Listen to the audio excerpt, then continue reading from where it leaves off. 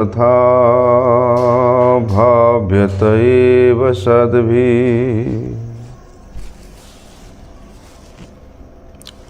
किन्तु प्रभुर्या प्रिय एव तस्य वन्दे गुरुश्री चरणारविन्दम्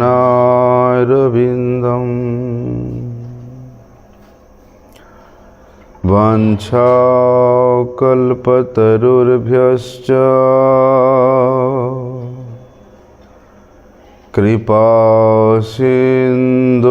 एव च पतितानां पावनेभ्यो वैष्णवेभ्यो नमो नमः। संकर्षणः कारणतो यसायि गर्भोदशायि च पयोब्धिशायि शेषश्च यस्यां सकला स नित्यानन्दाख्यरामं शरणं ममास्तु। नमो महावदन्याय कृष्णप्रेमप्रदायते कृष्णाय कृष्णचैतन्य नामिने गौरत्विषे नमः। नमस्ते तुहलग्राम नमस्ते मुसलायुध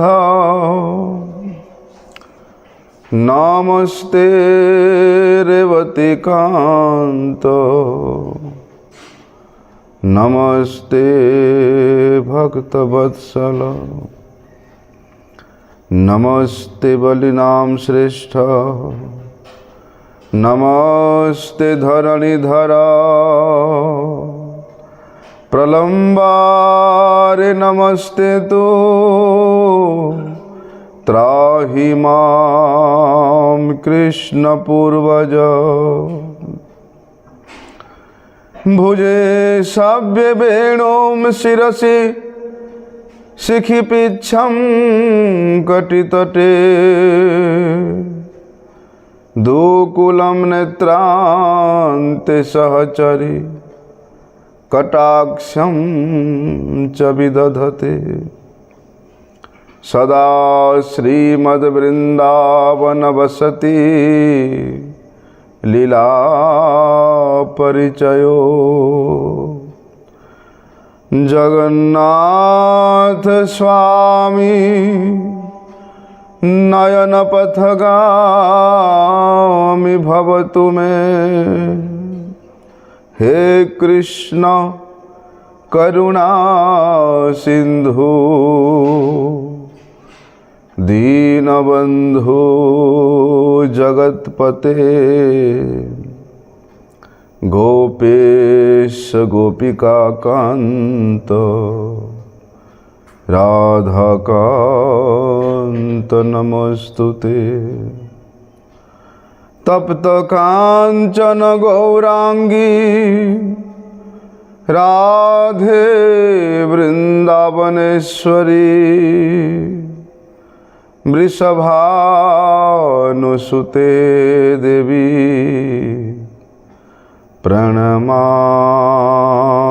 हरिप्रिये। वन्दे नन्दव्रजस्त्रीणां पादरेणुमवीक्ष्णसः यासां हरिर्कथोद्गीतं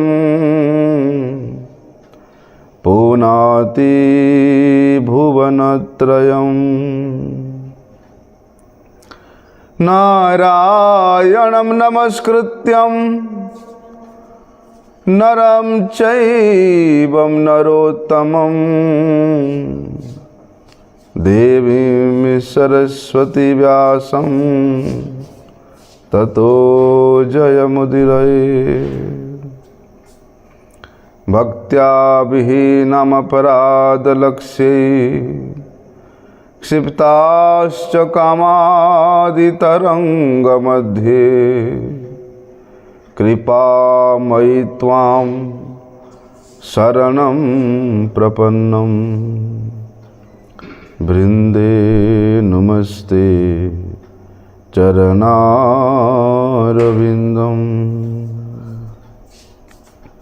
पतितपावन परम करुणामय परम आराध्यतम श्री गुरुपाद पद्म नित्य लीला प्रविष्टम विष्णुपाद परमहंस परिव्राजकाचार्य अष्टोत्तर शत श्री श्रीमत् शिला भक्ति वल्लभ तीर्थ गोस्वामी गुरु महाराज जी के श्री अभय चरण कमल में अनंत कोटि साष्टांग दंडवत प्रणाम करते हुए उनकी हेतु की कृपा प्रार्थना करता हूँ। परम आराध्यतम शिक्षा गुरुपाद पद्म नित्य लीला प्रविष्टम विष्णुपाद परमहंस शिला भक्ति विज्ञान भारती गोस्वामी महाराज के चरण कमल में अनंत कोटि साष्टांग दंडवत प्रणाम करते हुए उनकी हेतु की कृपा प्रार्थना करता हूँ।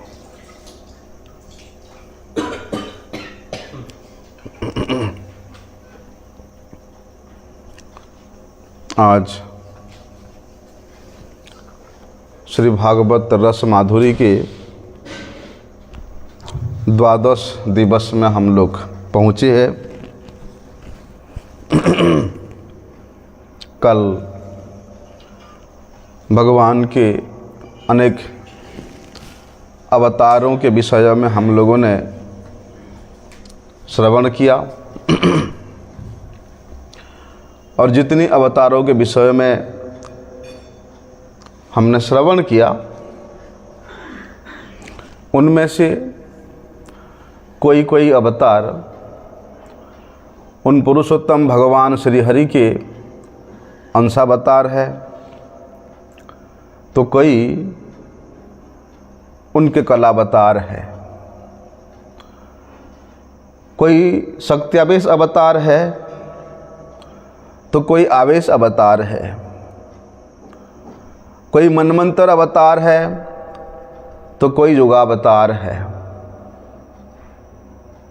लेकिन है वे परम पुरुषोत्तम भगवान श्री हरि के अंश ही है, कला ही है, शक्त्यावेश ही है। एते चांस कलाहा पुंसः कृष्णस्तु भगवान स्वयं इंद्रारिर व्याकुलम लोकम मृडयन्ति युगे युगे। बोलते हैं प्रत्येक युग में जब इस जगत, इस धरती माता असुरों से पीड़ित होती है तो उन असुरों के उपद्रव से इस जगत की रक्षा करने के लिए भगवान अवतार धारण करते, अवतरित होते हैं, प्रकट होते हैं। और उन अवतारों में से कोई अंशावतार होता है, कोई कलावतार होता है तो कोई शक्त्यावेश अवतार होता है। परंतु एते चांस कलहा पुंस कृष्णस्तु भगवान स्वयं, ब्रजेंद्र नंदन भगवान श्री कृष्ण ये साक्षात भगवान है, ये साक्षात अवतारी है।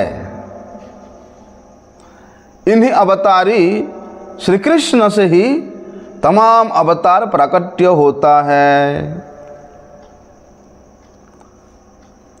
तो भगवान श्री हरि के ये जो अवतार की कथा है ये बड़े ही रहस्ययुक्त है।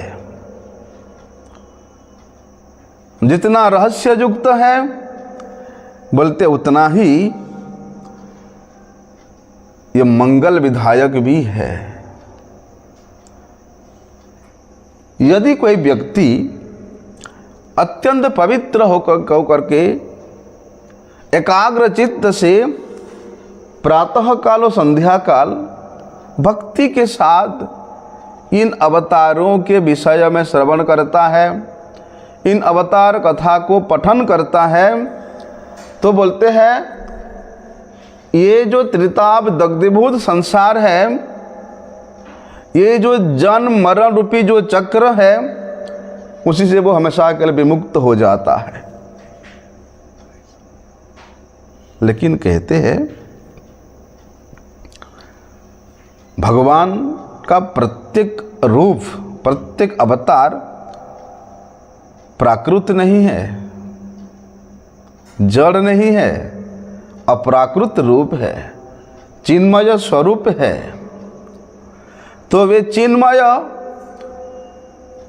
रस विग्रह भगवान श्री हरि ही इस जगत में, जगत के जीवों के कल्याणार्थ अनेक रूप धारण करते हैं, अनेक अवतार ग्रहण करते हैं। तो वे भगवान ही मायाधीश है, वे माया के अधीन नहीं है। ये तमाम चर अचर जी जगत उनके इंगित से, उनके इच्छा मात्र से चलता है।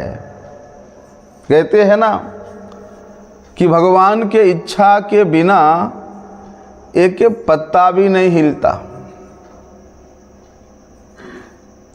भगवान के इच्छा से ही सूर्य उदय और अस्त होता है, भगवान के इच्छा से ही वायु प्रवाहित होती है, भगवान के इच्छा से ही जल वृष्टि होती है, भगवान के इच्छा से ही ये तमाम चर अचर जगत कार्यशील होता है।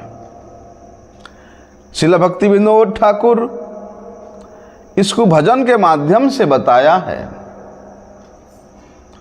कि तव इच्छा मत ब्रह्मा करे न सृजन, तब इच्छा मत विष्णु करे न पालन,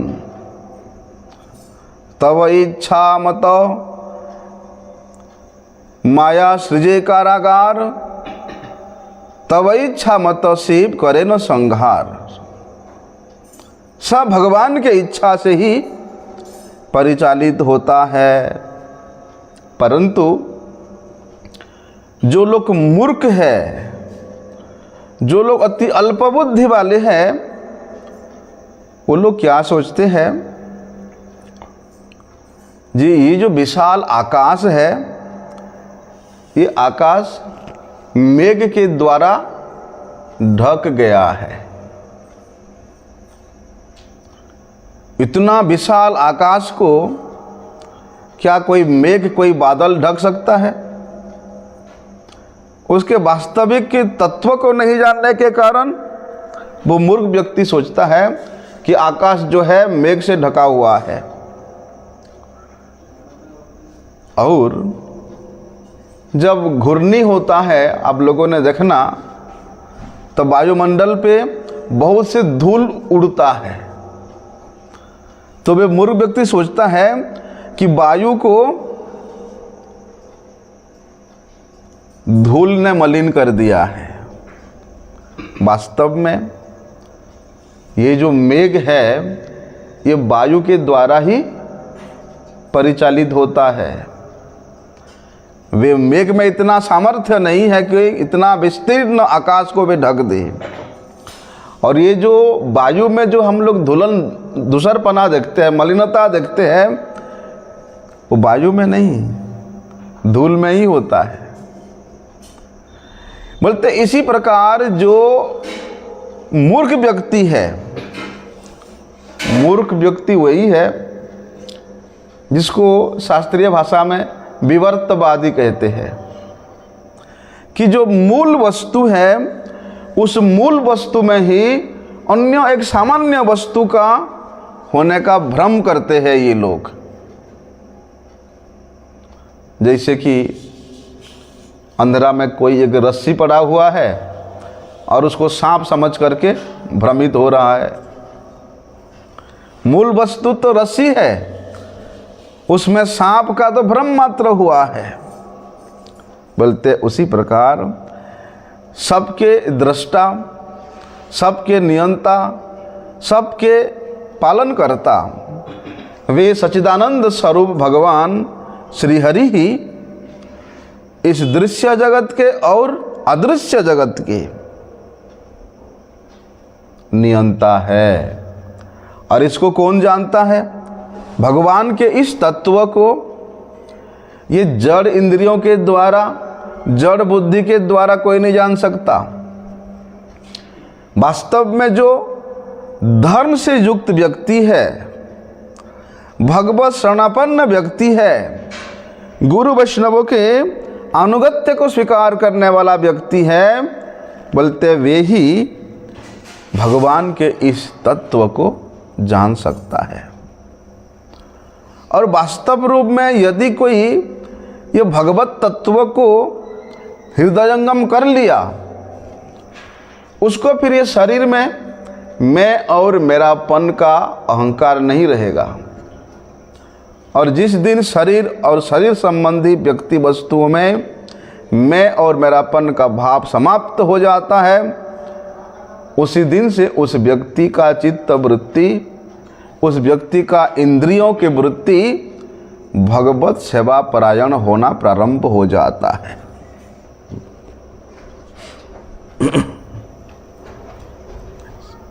कहते हैं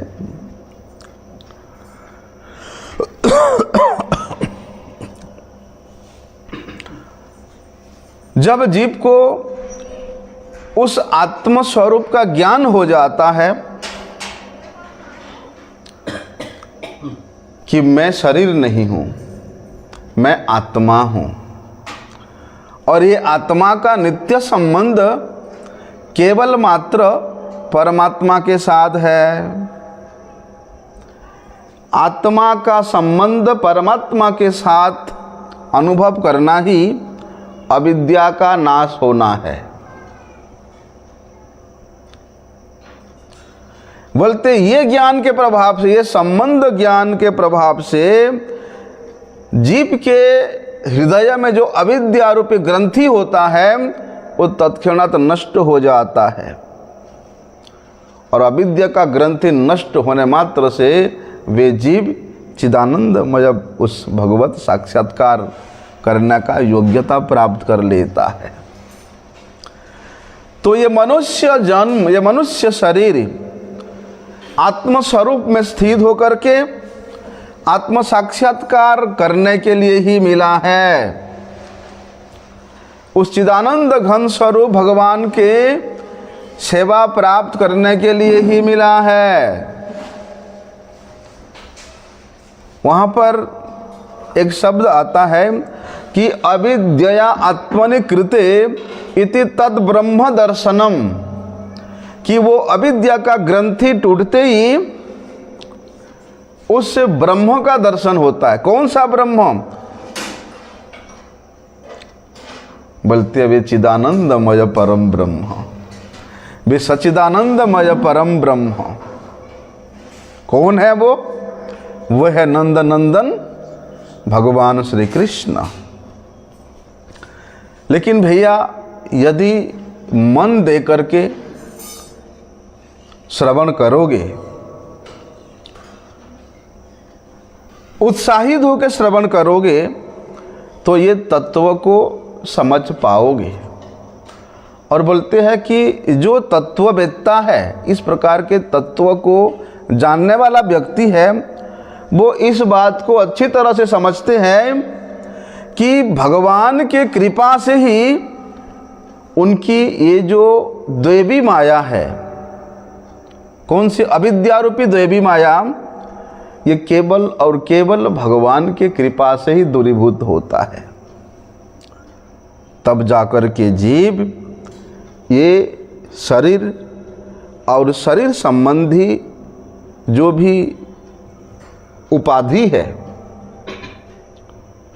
जिसको स्थूल और सूक्ष्म उपाधि कहते हैं, उसी से रहित हो जाता है। तब जाकर के श्री भगवान के पाद पद्म में मतियुक्त होकर के, भगवत पाद पद्म में अपने आप को समर्पित करके भगवत सेवानंद सुख का अनुभव करता है। और बोलते हैं जो व्यक्ति ऐसी महिमा में स्थित हो जाता है कि उस परमानंद स्वरूप भगवान के पाद पद्म में जिसका रति हो जाता है, मति हो जाता है, आसक्ति हो जाता है, वही जीव परम पूज्य होते हैं। वही जीव परम पूज्य होते हैं, वही हमारे गुरुजन होते हैं, वही हमारे पथ प्रदर्शक होते हैं। और वास्तव में यही जीव की महिमा है। और इस महिमा से जो पथभ्रष्ट हो जाता है वो तो भैया निंदनीय ही होता है। चाहे किसी भी देश में हो, किसी भी भेष में हो, वो निंदनीय ही होता है।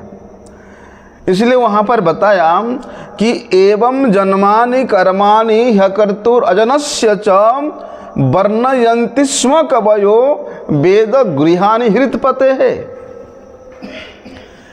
कि ये जो हम लोगों ने भगवान के आविर्भाव लीलाओं के विषय में श्रवण किया, भगवान के जन्म लीला के विषय में हम लोगों ने श्रवण किया, ये कोई माया के द्वारा कल्पित नहीं है, ये कोई मनः गणित, कोई कहानी, कोई कथानी नहीं है, ये माया से अतीत है। यद्यपि वेदों में भगवान श्री हरि के दिव्य जन्म और कर्म के विषय में बताया है। क्या बताया है? कि जन्म कर्म च में दिव्यम एवं यो वेत्ति तत्वतः। लेकिन ये भगवान के जन्म और कर्म ये अति रहस्यपूर्ण है, और इसी को जीव को, मनुष्य को जानना अति आवश्यक है। नहीं तो भगवान के इस दिव्य जन्म कर्म को भी हम लोग अपने माया अधीन मनुष्यों के जन्म कर्म के मापी समझ लेंगे। इसलिए यह भगवत तत्व को जानना अति आवश्यक है। और भगवत तत्व ये अपनी प्रचेष्टा से कोई नहीं जान सकता। जिसको लेश मात्र भी भगवान का कृपा प्राप्त हुआ है, सही तो भगवत तत्व जानी बारे पारे। ईश्वरेर कृपा लेश है तो जहारे। जिसको उस भगवान के कृपा का लेश मात्र प्राप्त हुआ है, वही व्यक्ति ही ये ईश्वर तत्व को, ये भगवत तत्व को जान सकता है। भगवान के ये अति रहस्यमय जन्म कर्म के लीला को समझ सकता है।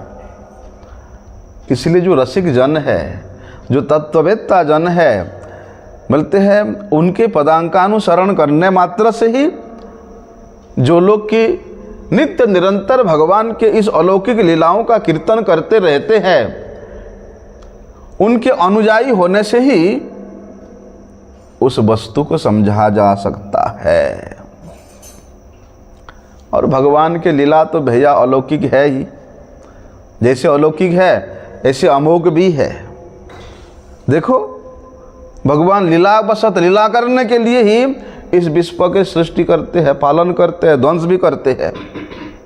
और भूतेषु चांतर हिते आत्मतंत्र षाड्वर्गिकम जिघ्रंति षड्गुणेशः। ध्वंस भी करते हैं। और यहाँ जितने भी प्राणी हैं, उन समस्त प्राणियों के हृदय में वे अंतर्यामी के रूप में विराजमान भी होते हैं। ऐसे नहीं कि ये जो इंद्रियां है केवल मनुष्य का है, बल्कि भगवान भी इंद्रियों के विषयों को ग्रहण भी करते हैं, स्पर्श भी करते हैं, लेकिन वे परम चिन्मय है, वे अपराकृत है। अपराकृत होने के कारण, चिन्मय होने के कारण, सच्चिदानंदमय होने के कारण भगवान उन इंद्रियों के नियंता है और हम लोग उस इंद्रियों के वशीभूत है। हृषिकेन हृषिकेश सेवनम, बोलते उन इंद्रियों के नियंता होने के कारण भगवान का नाम है हृषिकेश। तुम ही हृषिकेश, हृषिक दमिया, बोलते वे इंद्रियाधिपति भगवान ऋषिकेश ही हमारे हृषिक, हमारे इंद्रियों को दमन करके अपनी पाद पद्मों की सेवा में नियोजित करते हैं। परंतु जो स्वतंत्र रूप से अपने इंद्रियों की परिचालना करते हैं, वे इस भौतिक जगत के, इस प्राकृत जगत के अनित्य वस्तुओं में, व्यक्तियों में आसक्त होकर के यहीं पर ही पड़े रहते हैं। जैसे जो लोग अभिनय करना नहीं जानते हैं, कभी अभिनय किया नहीं या नहीं जानता है, उस व्यक्ति यदि कोई डायरेक्टर उसको हाथ संचालन करके, इशारा करके, संकेत करके नाट्य कौशल को बताए भी तो नहीं समझ पाएगा, क्योंकि वो नाट्य कला को जानने वाला नहीं है।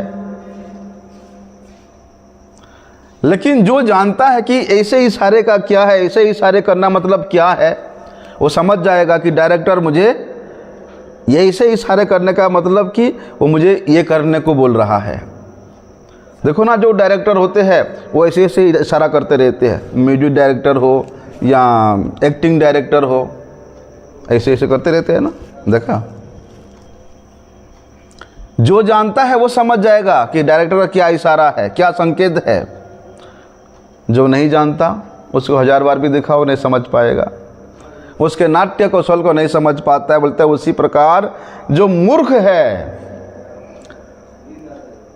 वो ये नहीं समझ पाता कि इस प्रपंच में भगवान अवतीर्ण होकर के अपने नाम रूप गुण से युक्त होकर के जो लीला करते हैं उसको नहीं समझ पाता कि भगवान यहाँ किस कारण से अवतीर्ण हुए हैं, क्या उद्देश्य है, क्या संकेत है भगवान का, उसको वे मूर्ख व्यक्ति नहीं समझ पाता। जैसे शिशुपाल, दंतवक्र, कंस, रावण, कुंभकर्ण, साक्षात भगवान इनके सम्मुख विराजमान है, फिर भी ये लोग नहीं समझ पाए कि ये भगवान है, ये हमारे मंगल करता है, ये हमारे भाग्य विधाता है, नहीं समझ पाए। इसलिए सवेद धातु पदवीं परस्य दुरंत बिरजस्य रथांग पाने यो अमायया संततयान वृत्त्याम भजे तत्पाद सरोजगंधम। अरे भगवान श्री हरि के ये जो अलौकिक लीला है, भगवान परमेश्वर की लीला हो, शक्ति हो, पराक्रम हो, ये कोई सीमित नहीं, अनंत है। लेकिन वे मूर्ख लोग नहीं जानने के कारण उन भगवान को बत करने के लिए, उन भगवान का विरोध करने के लिए, उन भगवान को गाली देने के लिए प्रस्तुत हुए। लेकिन जो भक्त भैया निष्कपट भाव से भक्तों के अनुकूल होकर के गुरु वैष्णवों के अनुगत्य में उस वैकुंठ वस्तु की सेवा करते हैं,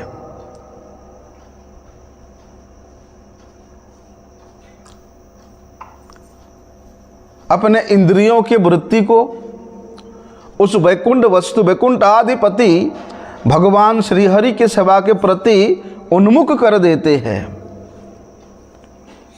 उन भगवान के चरणों की सेवन में ही अपना जीवन को उत्सर्ग कर देते हैं। वास्तव में वे व्यक्ति ही उन सब के विधाता भगवान के यथार्थ तत्व को जान पाता है। भजेत तत्पाद सरोज गंधम, कि भगवान के चरण कमल में अर्पित जो पुष्प है, यदि उसका आग्रहण कर लिया, उसके आग्रहण का स्वाद रस गंध यदि प्राप्त कर लिया, फिर तो उसको संसार के कोई रूप रस गंध अच्छा नहीं लगेगा। इसलिए सूत गोस्वामी वहाँ कहते हैं उन ऋषियों को कि हे महात्माओं, कि आप लोग तो भगवान के उस तत्व को जानने वाले हैं, इसलिए इस संसार में आप लोग बड़े सौभाग्यशाली हैं, आप लोग बड़े धन्य हैं, क्योंकि ये समग्र विश्व के अधिपति भगवान श्री हरि के विषय में आप लोगों ने मुझे जिज्ञासा किया। उत्साहपूर्वक उन श्री हरि के विषय में श्रवण करने के लिए आप लोगों ने मुझे प्रश्न किया। तो इसी से पता चलता है कि आप लोगों की मन की वृत्ति कहाँ लगा हुआ है। मन के वृत्ति का परिचय इसी से पता चलता है कि व्यक्ति किस विषय में सुनना चाहता है, किस विषय में वो किस विषय को देखना चाहता है। उसके मन के वृत्ति को इसी से पता चल जाता है कि कुर्वन्ति सर्वात्मकम आत्मभावम न यत्र भुजः परिवर्त उग्रह।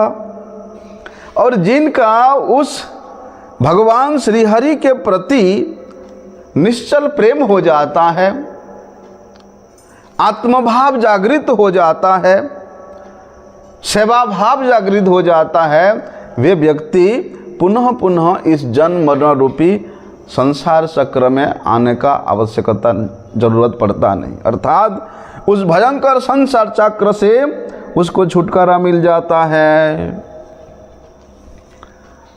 इसलिए हे ऋषियों, ये जो श्रीमद् भागवत महापुराण है, इसमें उन साक्षात परब्रह्म सच्चिदानंद घन स्वरूप भगवान श्री कृष्ण चंद्र के ही लीला का, गुणों का महिमा वर्णन हुआ है। इसलिए ये भागवत साक्षात ब्रह्म संहितम है। इदम भागवतम नाम पुराणम ब्रह्म संहितम उत्तम श्लोक चरितम चकार भगवान ऋषि और निःसृज साय लोकस्यम धन्यम स्वस्त्ययनम महत। कि ये श्रीमद् भागवत पुराण ये भगवान श्री कृष्ण के सदृश है, भगवान श्री कृष्ण के तुल्य है। जिस प्रकार भगवान श्री चैतन्य महाप्रभु कहते हैं कि नानमामकारी बहुधा निज सर्व शक्ति, कि हे प्रभु, जिस प्रकार आपने अपने समस्त नामों में अपनी तमाम शक्तियों को संयोजित करके रखा है, उसी प्रकार ये श्रीमद् भागवत भी साक्षात भगवान एव ही ये श्री कृष्ण के तुल्य है।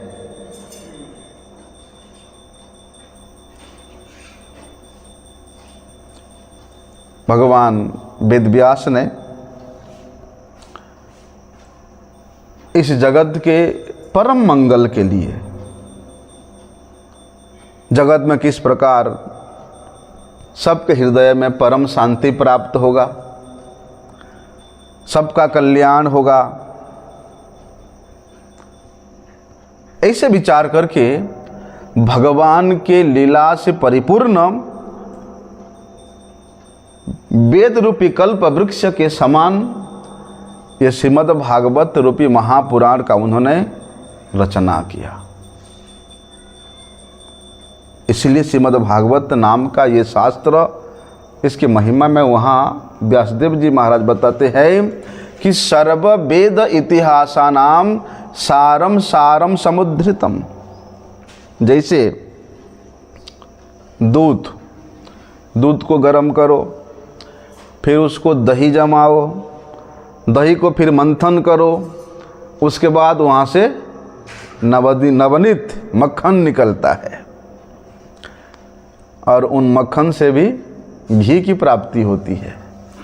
उसी प्रकार बोलते हैं ये भागवत तमाम वेद शास्त्रों के मंथन की ये सार वस्तु है। भगवान वेद व्यास ने ये श्रीमद् भागवत को अत्यंत स्नेह से युक्त होकर के अपनी पुत्र श्री सुखदेव गोस्वामी को इसका अध्ययन कराया था।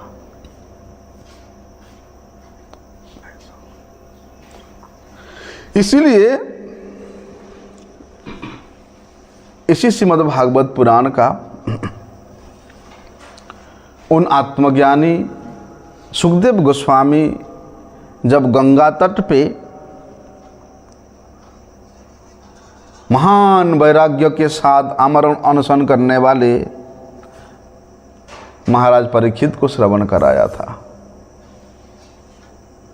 तो कृपा परवश मैं भी वहाँ पर उपस्थित था और भगवान सुखदेव गोस्वामी जी के मुख से ये भागवत रूपी अमृत कथा का पान करने को सौभाग्य मुझे प्राप्त हुआ था। कहते वहाँ पर सुध गोस्वामी कि धर्म को संस्थापन करने वाले भगवान श्री कृष्ण द्वापर युग के अंत में जब अपनी लीला को संवरण करके अपने नित्य धाम में प्रयाण करने का समय हुआ, कैसे धर्म ज्ञान दिविशः कि भगवान धर्म ज्ञान और ऐश्वर्य के साथ अपने धाम को, अपने नित्य धाम को गमन किया, तब कलियुग का प्रारंभ हुआ। और कलियुग का प्रारंभ भी कैसा, अज्ञानता रूपी अंधकार से परिपूर्ण है। और ऐसी अवस्था में यहाँ कलियुग के जो जीव होंगे वो कैसा होगा, वो भी अज्ञान रूपी अंधकार में पड़े हुए मूर्ख होगा। तो उन लोगों को दिव्य ज्ञान प्रदान करने के लिए, उनके हृदय में दिव्य आलोक उद्भासित करने के लिए ये पुराण रूपी श्रीमद् भागवत पुराण रूपी सूर्य का उदय हुआ। कृष्ण सधामोपगते धर्म ज्ञान दिविशः कलौ नष्ट दृशामेशः पुराणार्को अधुनोदितः। बोलते इस घनघोर अंधकार के प्रारंभ में इस पुराण रूपी अर्क, पुराण रूपी सूर्य का उदित होता है। और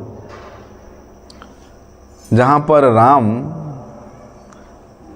जहाँ पर कृष्ण, जहाँ पर सूर्य, वहाँ अंधकार नहीं रहता है। उसी प्रकार जहाँ पर श्रीमद् भागवत की कथा है वहाँ कभी भी अंधकार नहीं हो सकता है, क्योंकि ये अर्क है, सूर्य है, करोड़ों सूर्य के समान प्रतिभात हुआ है श्रीमद् भागवत महापुराण।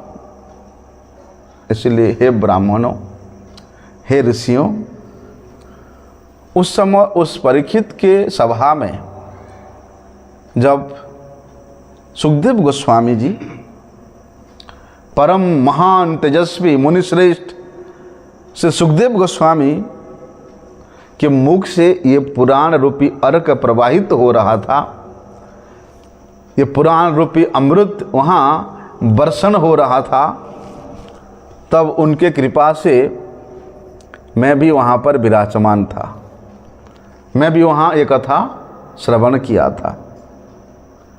सूत गोस्वामी बता रहे हैं। तो वे उन ऋषियों को बता रहे हैं कि हे ऋषियों, मैंने अपने गुरुदेव श्री सुखदेव गोस्वामी जी के मुख से जिस रूप में मैंने श्रीमद् भागवत कथा को श्रवण किया है, जिस भाव से मैंने अनुभव किया है, बोलते उसी के अनुसार ये कथा मैं आप लोगों को सुनाऊंगा, श्रवण कराऊंगा।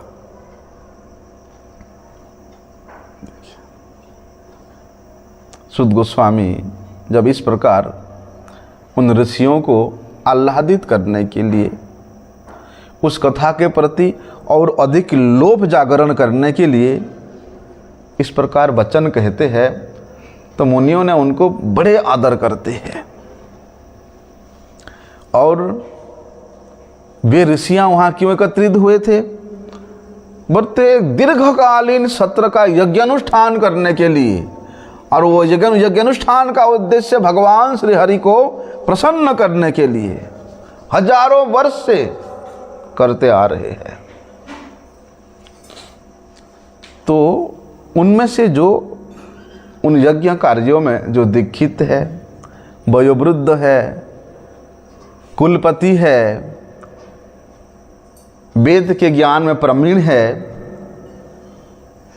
ऐसे जो ऋग्वेदी शौनक मुनि है, उन्होंने उन समस्त मुनियों के द्वारा प्रधान जिज्ञासाकर्ता के रूप में, प्रधान प्रश्नकर्ता के रूप में नियुक्त हुए थे कि ये 60,000 ऋषियों की ओर से ये शौनक मुनि ही सबके प्रश्न करेंगे।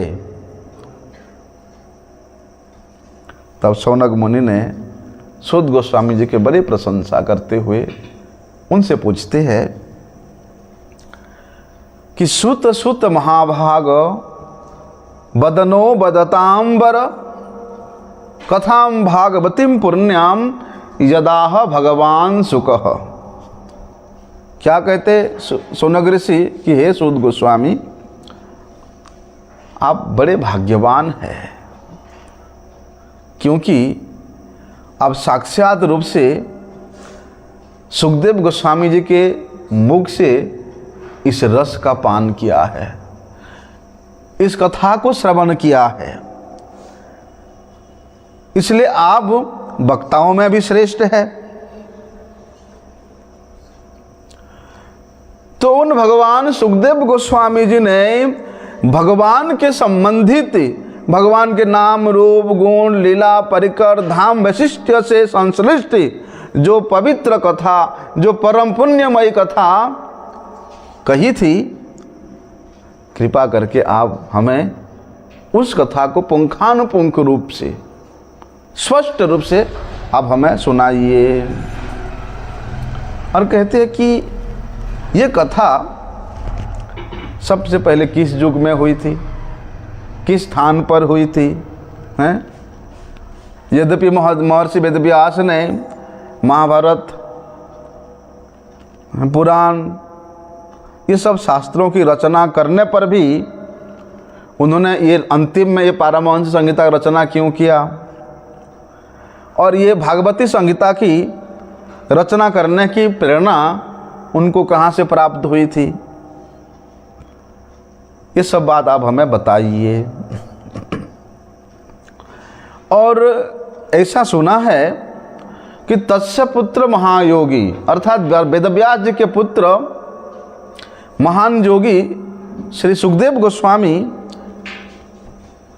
ये महान योगी मतलब ये भक्ति योगी है, ठीक है।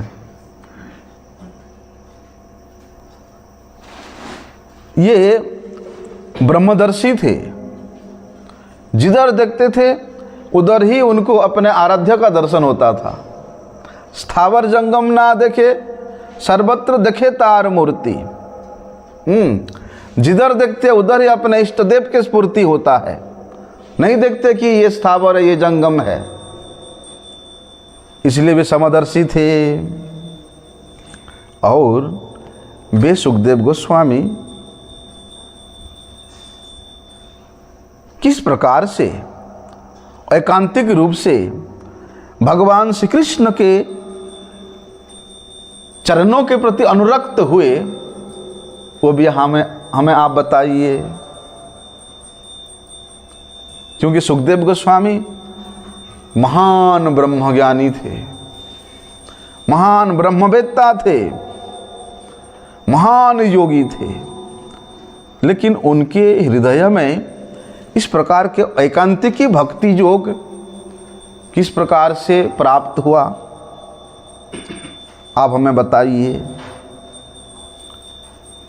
यहाँ तक कि सुखदेव गोस्वामी एक दूसरे के परिचय से भी अनजान थे कि ये माता है, ये पिता है, ये बंधु या ये बांधव है, ये स्त्री है, ये पुरुष है। इस प्रकार के परिचय से भी वे अनजान थे। फलस्वरूप पागलों के मापी, जड़ के मापी वे इधर उधर भ्रमण करते थे, ताकि किसी में किसी प्रकार का कोई भेद दृष्टि ना हो। क्या था अवस्था? ऐसा था, माता के गर्भ से 16 वर्ष तक रहने के उपरांत सुखदेव गोस्वामी नग्नावस्था में 16 वर्ष का वयस और माँ के गर्भ से प्रकट हुए, और नग्नावस्था में, उसी अवस्था में ही वे संन्यास लेने के लिए वन की ओर चल पड़े। तब उनको देख कर के रास्ते में उस सरोवर में जल क्रीड़ा कर रहे जो अप्सराओं ने, उन्होंने अपने अंगों में वस्त्र धारण नहीं किया, परंतु सुखदेव जी का पीछा करते हुए जब उन्होंने वेदव्यास जी को देखा तो उन स्त्रियों ने झट से अपने अपने वस्त्र उठा करके लज्जा से अपने वस्त्र पहन लिए। तो वहाँ पर वेदव्यास मुनि ने ऐसे आश्चर्यजनक घटना को देख करके उन स्त्रियों से पूछते हैं, क्या पूछते हैं कि मेरा पुत्र 16 वर्ष का नग्नावस्था में आप लोगों के सामने से गुजर गया, तब तो आप लोगों ने कोई लज्जा का प्रदर्शन नहीं किया, कोई वस्त्र धारण नहीं किया, और मैं वृद्धावस्था में उसका पीछा करते हुए अपने पुत्र के विरह में व्याकुल होते हुए मैं जा रहा हूँ, और तुम लोग मुझे देखते ही इस प्रकार लज्जा अनुभव किया या वस्त्र धारण किया, क्या कारण है? तब अप्सराओं ने कहते हैं कि हे मुनिश्रेष्ठ, आपका ये पुत्र सुखदेव ये नहीं जानता कि ये स्त्री है और ये पुरुष है। इस प्रकार का भेद ज्ञान उनमें विद्यमान है ही नहीं, परंतु आप में स्त्री पुरुष का भेद ज्ञान है। आपके पुत्र में इस प्रकार का भेद ज्ञान नहीं है। आपके पुत्र तो वे विविक्त है, विरक्त है, और उनकी दृष्टि परम पवित्रता से युक्त है। वहाँ एक बड़े सुंदर बात कहते हैं कि तद्वीक्ष पृच्छते पुत्रो तद्वीक्ष पृच्छते मुनो जगत उस्तवास्तस्ति। उन स्त्रियां कहती है कि भगवान स्त्रियों के आंखों में ऐसी शक्ति प्रदान किए है कि उन्होंने आंखों से देख करके ही उस पुरुष के हृदय के सभी प्रकार के भावों को बता देंगे। स्त्रियां किसी की आंख को देख करके बता सकती है कि तुम्हारे मन में क्या क्या चल रहा है। ऐसी शक्ति भगवान ने उनको प्रदान किया है, इसके लिए वे समर्थ है। तो उसी अवस्था में सुखदेव गोस्वामी चले जा रहे हैं। कुरु देश, जंगल देश, सब देशों प्रदेशों भ्रमण कर रहे हैं। उसके बाद उन्होंने हस्तिनापुर में आते हैं और वहाँ पागलों के भांति गूंगे के मापी, मूढ़ के मापी विचरण कर रहे हैं। तो वहां शौनकादि ऋषियां पूछते हैं कि हस्तिनापुर में जब सुखदेव गोस्वामी इस प्रकार रूप लेकर के, भाव लेकर के विचरण कर रहे हैं, तब हस्तिनापुर वासियों ने उन्हें कैसे पहचाना? आप कृपा करके बताइए। और जो महर्षि सुखदेव गोस्वामी सभी प्रकार के भेद ज्ञान से रहित है, उनके साथ उन पांडव वंश के जो राजा महाराज परीक्षित, उनके दोनों का वार्तालाप कैसा हुआ था? और दोनों के वार्तालाप स्वरूप ही तो ये भागवत संहिता की प्रकट हुई थी। अब कृपा करके वो विस्तार से हमें सुनाइए। बोलते हैं ये सुखदेव गोस्वामी ये घर घर जाकर के भिक्षा करते थे, लेकिन किसी गृहस्थ के घर में भिक्षा करने जाकर के उतनी ही देर रुकते थे जितनी देर में एक गाय दुही जाती है। ऐसा निर्धारण है, एक गाय धोने का समय ज़्यादा से ज़्यादा 2.5 मिनट होना चाहिए। 2.5 मिनट में जितना दूध निकल गया, बाकी सब बछड़े के लिए छोड़ दो। अरे राम राम, कली युग में तो पूरे चारों के चारों थन को निचोड़ करके सारी दूध निकाल देंगे। यदि गाय बिचारी अपने बच्चे के लिए थोड़ा दूध ऊपर चढ़ा लेगी तो वो भी छल करेंगे, थोड़ी देर के लिए बच्चा को छोड़ के फिर खींच के बांध देंगे। ऐसा नहीं, 2.5 मिनट मात्र गाय दोने का समय है। तो किसी गृहस्थ के घर में जब कोई सन्यासी जब कोई विरक्त साधु भिक्षा करने के लिए जाता है, केवल 2.5 मिनट ही रुकना चाहिए। लेकिन सुखदेव गोस्वामी जी का ऐसा उद्देश्य नहीं था कि वे भिक्षा करके अपनी पेट पालन करे। बोलते हैं गृहस्थों के घरों में जा करके उनके घरों को परम पवित्र तीर्थ बनाने के लिए वे जाते थे। वहाँ पर वे बताते हैं शौनक मुनि कि हमने सुना है कि अभिमन्यु के पुत्र परीक्षित ये महाभागवत है, और बोलते हैं भगवान का बड़े प्रेमी भक्त है, राजा है, राज्य शासन करते हैं, लेकिन महाभागवत है, भगवान के बड़े प्रेमी हैं। तो उन परीक्षित महाराज के ऐसे जो आश्चर्यजनक उनका जन्म है, उनका कर्म है, वो भी हम लोगों को श्रवण करने का बड़े इच्छा है। और ये राजा परीक्षित ये तो पांडव वंश के ये गौरव थे। तो किस कारण से उस राज्य लक्ष्मी का परित्याग किया, जो राज्य लक्ष्मी के लिए महाभारत युद्ध छिड़ गया था भैया, हैं? जिस राज्य लक्ष्मी के लिए महाभारत युद्ध छिड़ गया, संपूर्ण कौरव वंश का नाश हो गया। बोलते उस राज्य सिंहासन जब अनायास परीक्षित को प्राप्त हुआ है, उन्होंने उस राज्य लक्ष्मी को किस कारण से परित्याग करके गंगा के किनारे जाकर के अपने मृत्यु का अभिलाषा लेकर के बैठे हुए हैं, अनशन व्रत का संकल्प लेकर के बैठे हुए। क्यों? और इस प्रकार है कि नमन्ति यत पाद निकेतमात्मनः शिवाय हानीय धनीय शत्रवः कथम सबीरः श्रियमंग दुस्त्यजाम युवै सतो सृष्ट महो महाशुभिः। बोलते हैं जो विपक्षी राजा है वे राजा लोग, अन्य अन्य प्रदेश के राजा लोग अपने मंगल के लिए धन रत्नों के उपहार लेकर के जिन चौकी में परीक्षित महाराज अपने चरण रखते थे, उस चौकी में अपने मस्तक को नवा करके वे अड़ोसी पड़ोसी राजा प्रणाम करते थे। बोलते ऐसे महावीर राजा परीक्षित ने बोलते युवावस्था में ही अपने प्राणों के साथ साथ ये दुस्तज्य राज्य लक्ष्मी को किस कारण से परित्याग करने का इच्छा किया, वो भी बताइए।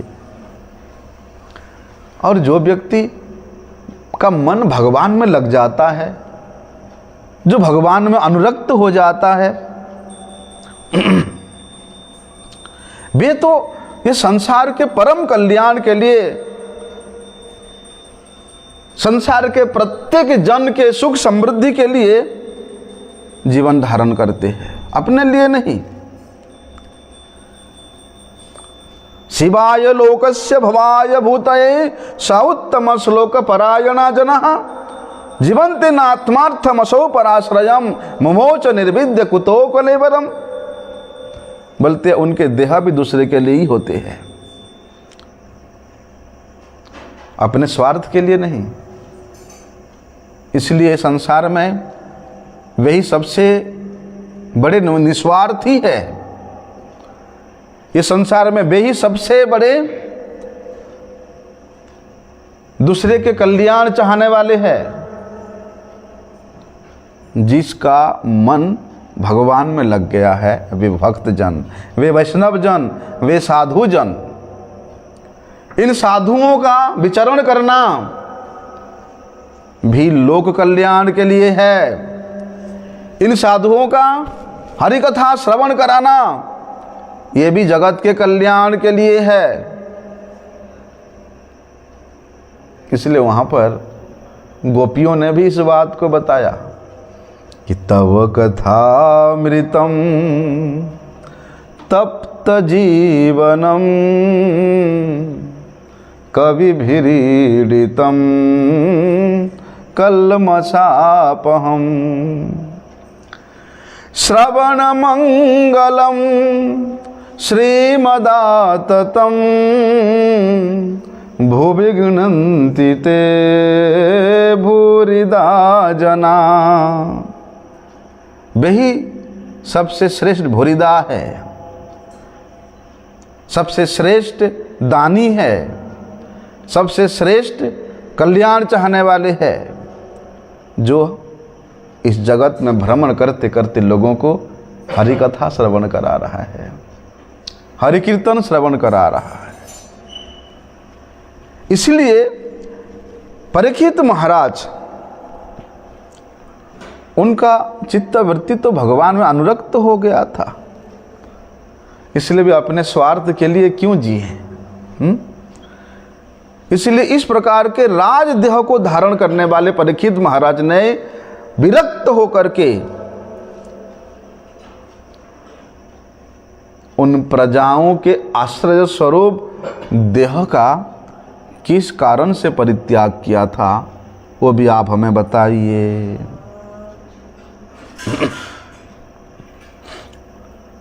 और आप तो भगवान सभी शास्त्रों में पारंगत हैं? इसलिए हमने आपसे जो कुछ भी प्रश्न किया, आप कृपा परवश होकर के हमें वो सब प्रश्नों का उत्तर विस्तार से सुनाइए। तब श्री सुत गोस्वामी जी वहाँ बोलना प्रारंभ करते हैं कि द्वापरे समनुप्राप्ते तृतीय युग पर्यये जातः पराशराद योगी वासव्याम कलय हरे।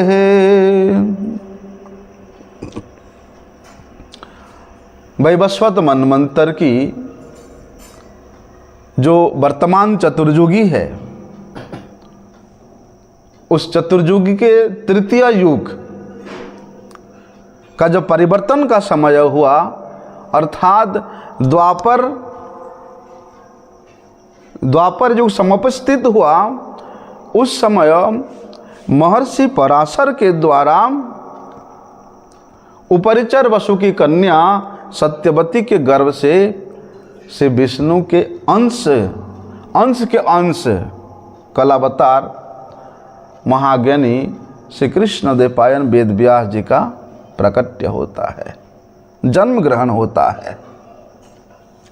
और वे पाराशर ऋषि के पुत्र महर्षि वेद व्यास एक दिन सूर्य उदय हुआ तो सरस्वती नदी के जल में स्नान किया और पवित्र होकर के बद्रिकाश्रम में किसी एक स्थान पर एकांत भाव से वे बैठे हैं। क्यों बैठे हुए हैं? ये महर्षि वेदव्यास ये भूत भविष्य को जानने वाले हैं और सभी प्रकार के ज्ञान से ये संपन्न थे। इसीलिए महर्षि वेदव्यास वहाँ बद्रिकाश्रम में ध्यान मुद्रा में बैठे बैठे वे अपने दिव्य दृष्टि से क्या देखा कि प्रत्येक युग में काल के प्रभाव से ये पृथ्वी पर जो युग धर्म होता है उस युग धर्म का जो व्यवस्था है वो अव्यवस्थित हो जाता है। लोग भूल जाते हैं कि उस युग के युग धर्म क्या है और युग धर्म भूल जाने के कारण या नहीं मानने के कारण वे अपने कल्याण से च्युत हो जाते हैं। फलस्वरूप क्या होता है कि पांच भौतिक वस्तुओं के प्रति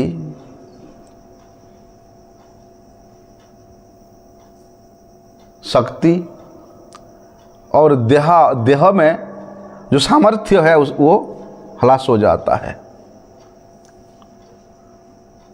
ऐसे समय में मनुष्य क्या हो जाता है? श्रद्धाहीन हो जाता है। ना सामर्थ्य रहता है ना शक्ति रहता है तो वे श्रद्धाहीन हो जाता है, बलहीन हो जाता है, धैर्यहीन हो जाता है, मंदबुद्धि हो जाता है, अल्पायु हो जाता है, भाग्य रहित हो जाता है। तो वे महामुनि वेदव्यास वहाँ क्या विचार कर रहे हैं कि भैया कली युग में मनुष्य का ऐसी दुर्दशा होगी तो ऐसी परिस्थिति में ये सभी वर्णों के सभी आश्रमों के लोगों का कैसे परम कल्याण होगा, उसके लिए उन्होंने चिंतन कर रहे हैं।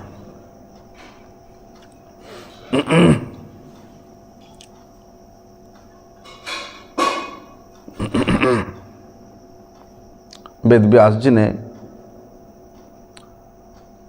देखते हैं कि वेद में यज्ञानुष्ठान के विषय में विशद रूप से वर्णन है। इसलिए उन यज्ञानुष्ठान को और अधिक विस्तार करने के लिए उन्होंने यजुर्वेद को 4 भाग में विभाजन किया। कौन सी 4 भाग हुआ? ऋग्वेद, यजुर्वेद, सामवेद और अथर्ववेद। इस प्रकार वेद पहले यजुर्वेद के नाम से विख्यात था, एक ही वेद। बाद में उसको और 3 भाग किया, अर्थात और 4 भाग हो गया। चतुर्वेद प्रकट हो गया और इतिहास और पुराण को पंचम वेद के नाम से प्रसिद्ध हुआ। तो ये जो 4 वेद है, इन 4 वेद को वेदव्यास जी ने अपने 4 प्रमुख शिष्यों को पढ़ाया।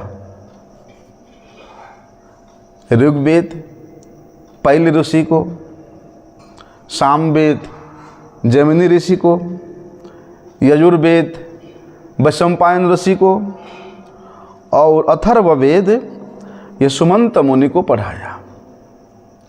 और वहाँ सूत गोस्वामी बोलते हैं पंचम वेद जो इतिहास और पुराण है वो मेरे पिता रोमहर्षण को पढ़ाया।